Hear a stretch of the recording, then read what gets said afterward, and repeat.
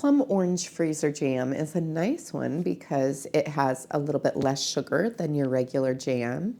You don't have to can it. And it's good on so many things, from cheesecake to tarts to sandwiches. For making this recipe, I'll start by combining 2 cups of sugar with 5 tablespoons of no-cook pectin. This is specifically the no-cook variety of pectin. I couldn't use classic pectin for this because it wouldn't work in the freezer.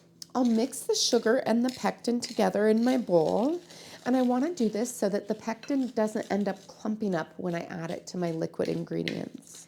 And then I'll set that off to the side until later. I'll place 5 cups worth of diced plums into a pot, and then I'll cut up 1 large or 2 small oranges, and I'll add those to my pot as well. Then half a cup of water, half a teaspoon of ground cloves, and 1 teaspoon of orange zest. Then I'll place this on the stove and I'll cook it until the plums are soft. With my fruit nice and soft, now I'll add my sugar mixture and I'll stir it in nicely. I want to make sure that it's fully dissolved. And then I'll pour the jam into my freezer containers until 1 inch of headspace, which is the space from the top of the container to the top of the jam. This allows it to have a little bit of expansion room.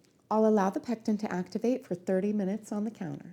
Now I'll take my 2 full ones and I'll put these in the freezer until I'm ready to use them. This one right here, because it's not all the way full, I'll just put it in the refrigerator and I'll start to use it right away.